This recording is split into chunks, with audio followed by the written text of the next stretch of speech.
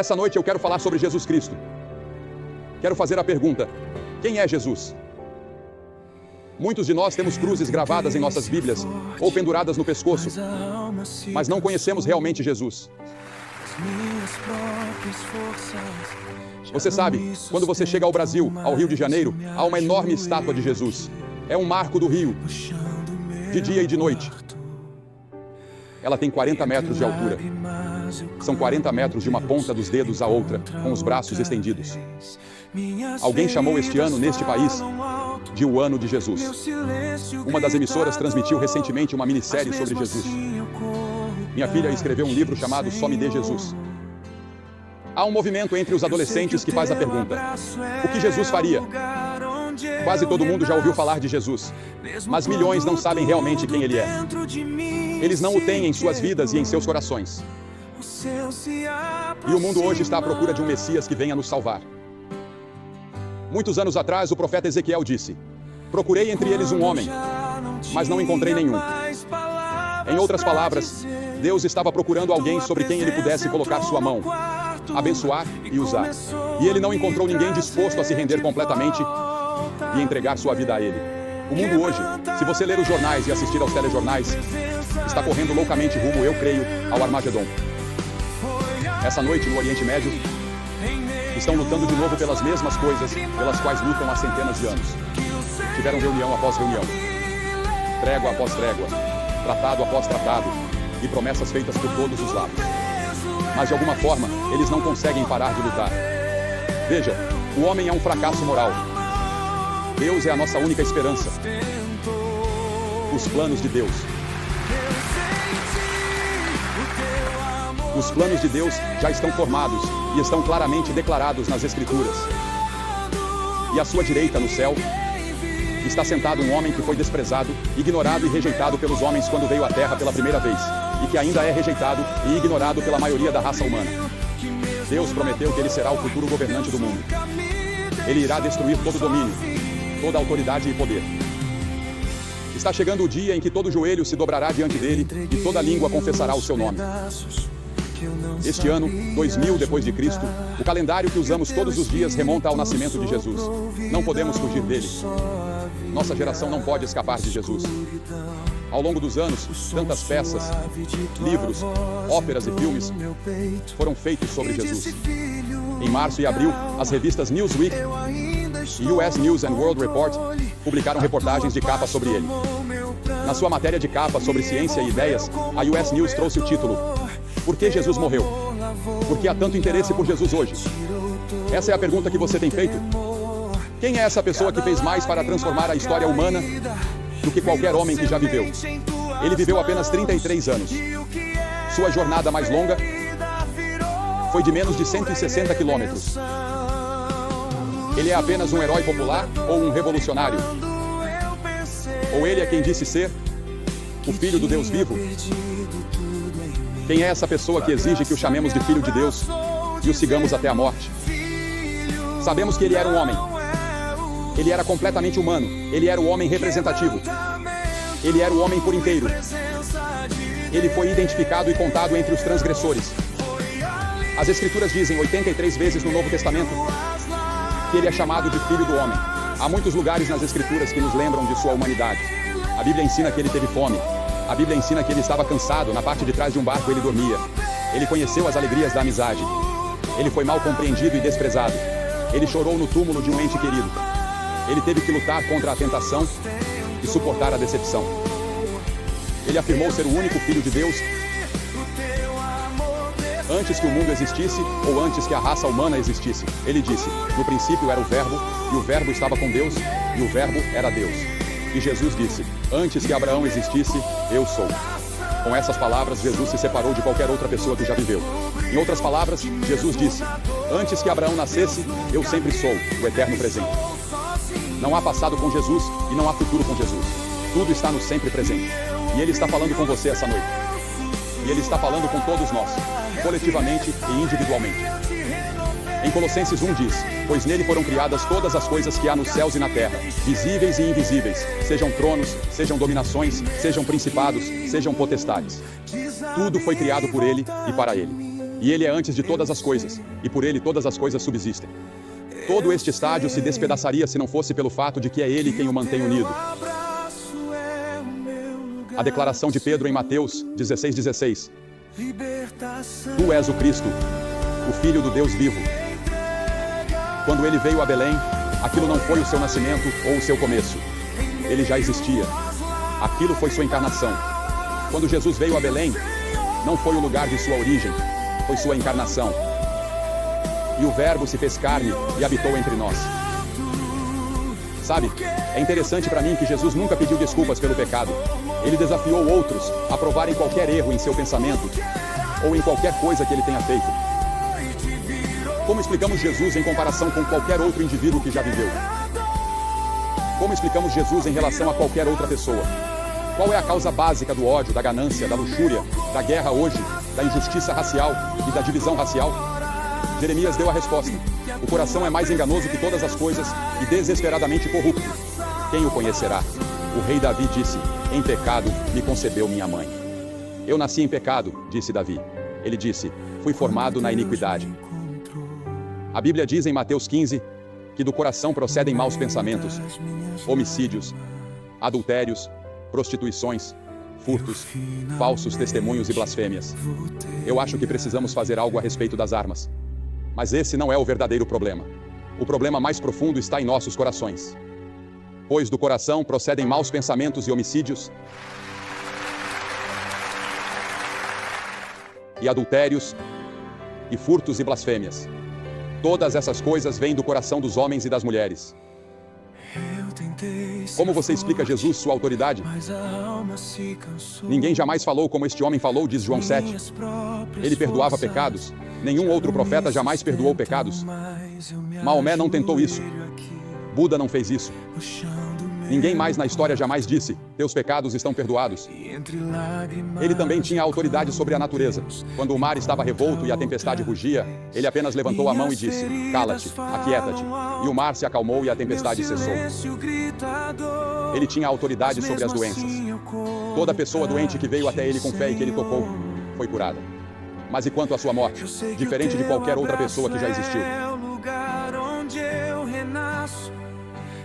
Veja, Jesus foi executado. Ele foi tratado como um criminoso. Ele levou sobre si os nossos pecados. Ele se fez pecado por nós, aquele que não conheceu o pecado. Você consegue imaginar uma pessoa sendo a própria encarnação do pecado? Foi isso que Jesus foi na cruz. Isaías 53 diz, o Senhor fez cair sobre ele a iniquidade de nós todos. Em 1 Pedro 2:24 está escrito, ele mesmo levou em seu corpo os nossos pecados sobre o madeiro. Miqueias diz que todos os nossos pecados foram lançados nas profundezas do mar. Eu estava lendo hoje sobre um lago na Rússia, que é o ponto de água mais profundo do mundo, com milhares de metros de profundidade. Nossos pecados estão sepultados nas profundezas do mar. As Escrituras dizem que por causa do que Cristo fez na cruz, ele se fez pecado por nós. Ele foi executado por você. Ele tomou o seu juízo e o seu inferno. Você nunca precisará ir para o inferno. Você nunca precisará comparecer diante do grande trono branco se estiver em Cristo. Mas todos os outros irão. A Bíblia diz que chegará o dia em que ele julgará o mundo inteiro. E você estará diante de Deus no grande julgamento. Centenas de vocês que estão aqui esta noite. E você não estará com uma grande multidão como essa. Você diz, vamos nos divertir quando chegarmos lá. Não, você estará sozinho. Você vai estar diante de Deus sozinho e prestar contas do que fez com Jesus e de como viveu a sua vida. E muitos de nós vamos ficar terrivelmente decepcionados e vamos clamar por misericórdia, mas será tarde demais. A Bíblia diz que clamaremos para que as rochas e as montanhas caiam sobre nós e nos escondam daquele que está assentado no trono, mas não poderemos. E a crucificação de Cristo é uma pedra de tropeço para muitas pessoas, porque parece loucura. A Bíblia diz, para os que perecem, é loucura. Muitos aceitam os ensinamentos de Cristo quando ele diz, amem uns aos outros, mas param na cruz. É na cruz que você precisa chegar antes de realmente conhecê-lo. E você precisa confessar que é um pecador e precisa se arrepender do pecado.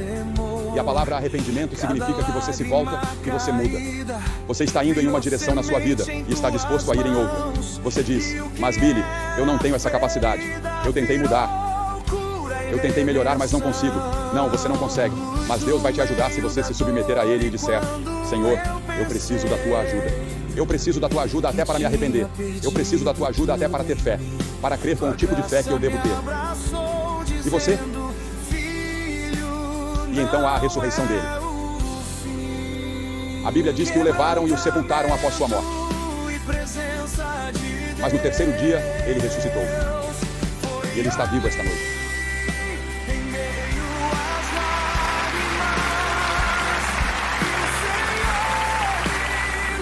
Quando alguns dos discípulos foram até o túmulo onde ele foi sepultado, havia 2 homens ali, 2 anjos, que disseram: Por que buscais entre os mortos aquele que vive? Ele não está aqui, ele ressuscitou. Jesus está vivo. E o que inspirou os discípulos a irem pelo mundo inteiro com o Evangelho foi a ressurreição. Estamos falando de um Cristo vivo, que pode entrar na sua vida e no seu coração hoje, e te transformar, e transformar sua família, e transformar seu bairro, e transformar Nashville, e transformar o centro do Tennessee, e transformar todo o país, se o deixarmos.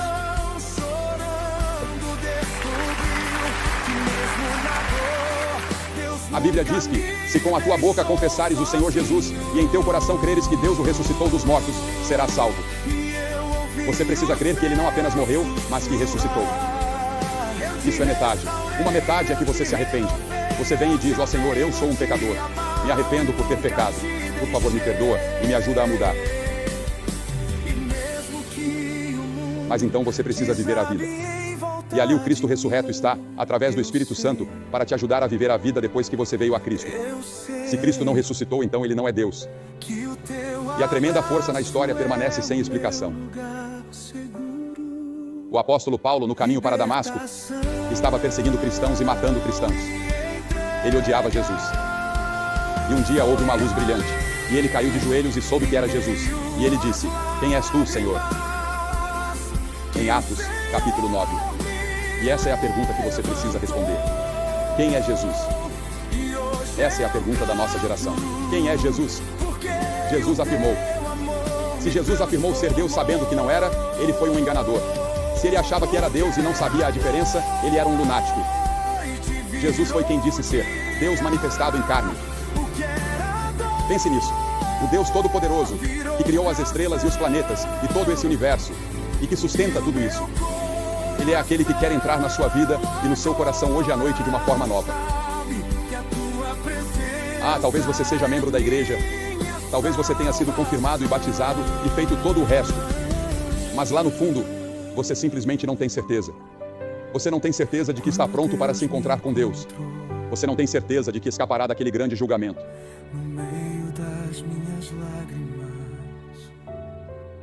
Você precisa encarar a pergunta que Pilatos fez.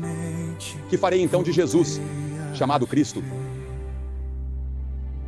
Pilatos lavou as mãos. Esta noite, você pode lavar suas mãos e sair e deixar o estádio e voltar à vida antiga. E nada terá acontecido. Mas Paulo estava temeroso. Ele tremia, estava atônito, estava maravilhado. Mas ele fez a pergunta certa. Senhor, que queres que eu faça? E Jesus lhe disse: levanta-te e vai. E é isso que Jesus está dizendo a você nesta noite, lá nas arquibancadas e aqui embaixo neste campo. Levanta-te e vai. Levante-se do seu assento e faça um novo compromisso com Jesus, e tenha certeza de que seus pecados foram perdoados. Veja, esta pode ser a única chance que você terá. O resto da sua vida é esta noite. Você pode não conseguir voltar a essas reuniões nesta semana. Você talvez nunca mais tenha outro momento como este, quando o Espírito Santo está falando com você, como está falando esta noite. E Jesus diz em Apocalipse 3:20: Eis que estou à porta e bato. Se alguém ouvir a minha voz e abrir a porta, entrarei e cearei com ele. Jesus está batendo na porta do seu coração nesta noite. Ele quer entrar no seu coração. Ele quer mudar sua vida. Ele quer ter um impacto na sua comunidade, na sua família e na sua vida. Ele quer te dar paz e alegria que você nunca conheceu antes. Ele quer perdoar todos os seus pecados e quer te dar a certeza de que, se você morrer esta noite, irá para o céu. Você pode ter essa certeza esta noite antes de sair daqui. E eu vou te pedir que faça algo que talvez seja muito difícil para você. Mas quando Jesus morreu naquela cruz, ele estava morrendo por você, porque ele te amou. E ele está te pedindo que venha e abra seu coração para ele esta noite. E se há qualquer dúvida na sua vida sobre seu relacionamento com Cristo, levante-se do seu assento agora mesmo e venha ficar aqui na frente, neste lindo campo que prepararam. Se você estiver com amigos ou parentes, Eles vão esperar por você. Venha e fique aqui. E eu vou dizer uma palavra para você e fazer uma oração com todos vocês e dar um material para te ajudar na sua caminhada nos próximos dias. Levante-se e venha agora. Homens, mulheres, jovens, centenas de vocês, apenas levantem-se e venham ficar aqui. É só isso. Por esse ato, você está dizendo a Deus: eu abro meu coração para Jesus, que morreu por mim e que ressuscitou, e que está vivo esta noite. E Ele está batendo a porta do meu coração. Eu posso sentir isso. Levante-se e venha. Vamos esperar por você agora. Se você veio com um grupo, eles vão esperar por você. Se você veio de ônibus, eles vão esperar. Há tempo de sobra. Este é o momento mais importante da sua vida. Não perca. Rápido. Lá de cima das arquibancadas, levante-se e venha. Vai levar alguns minutos. Vai levar uns 4 ou 5 minutos. Então venha. Estaremos aqui para orar com você, conversar com você e te ajudar.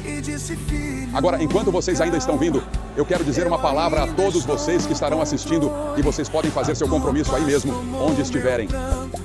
Me envolveu como um cobertor. Teu amor lavou minha alma, tirou todo o temor. Cada lágrima